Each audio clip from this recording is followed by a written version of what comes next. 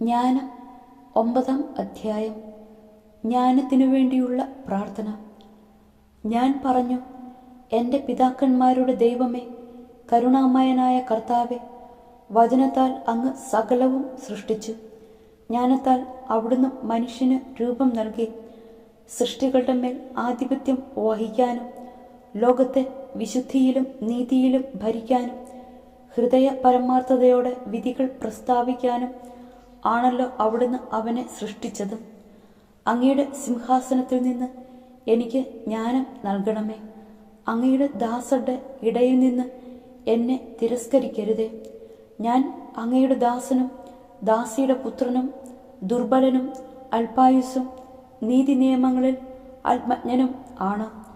മനുഷ്യരുടെ മധ്യേ ഒരുവൻ പരിപൂർണനെങ്കിലും അങ്ങിൽ നിന്ന് വരുന്ന ജ്ഞാനമില്ലെങ്കിൽ അവൻ ഒന്നുമല്ല.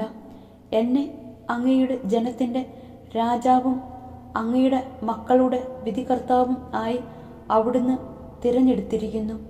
ആരംഭത്തിലെ അങ്ങ് ഒരുക്കിയ വിശുദ്ധ കൂടാരത്തിൻ്റെ മാതൃകയിൽ അങ്ങയുടെ വിശുദ്ധഗിരിയിൽ ആലയവും ആവാസ നഗരിയിൽ ബലിപീഠവും പണിയാൻ അങ്ങ് എന്നോട് ആജ്ഞാപിച്ചു.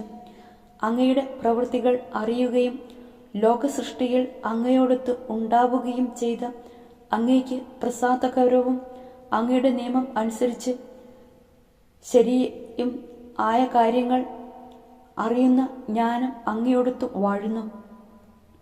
വിശുദ്ധ സ്വർഗത്തിൽ നിന്ന് അങ്ങയുടെ മഹത്വത്തിൻ്റെ സിംഹാസനത്തിൽ നിന്ന് ജ്ഞാനത്തെ അയച്ചു തരണമേ.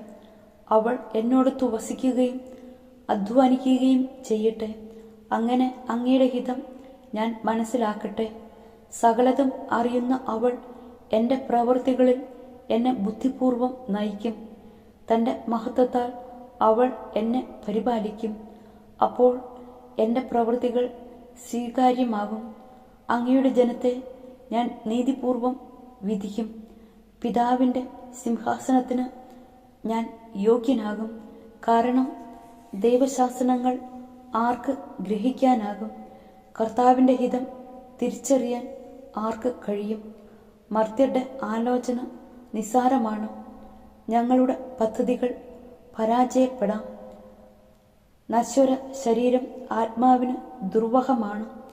ഈ കളിമൺ കൂടാരം ചിന്താശീലമുള്ള മനസ്സിനെ ഞെരുക്കുന്നു. ഭൂമിയിലെ കാര്യങ്ങൾ ഊഹിക്കുക ദുഷ്കരം.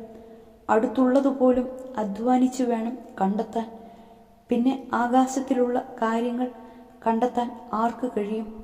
അങ്ങ് ജ്ഞാനത്തെയും അങ്ങയുടെ പരിശുദ്ധാത്മാവിനെയും ഉന്നതത്തിൽ നിന്ന് നൽകിയില്ലെങ്കിൽ അങ്ങയുടെ ഹിതം ആരറിയും? ജ്ഞാനം ഭൂവാസികളുടെ പാത നേരെയാക്കി. അങ്ങേക്ക് പ്രസാദമുള്ളവ അവരെ പഠിപ്പിച്ചു. അവർ രക്ഷിക്കപ്പെടുകയും ചെയ്തു.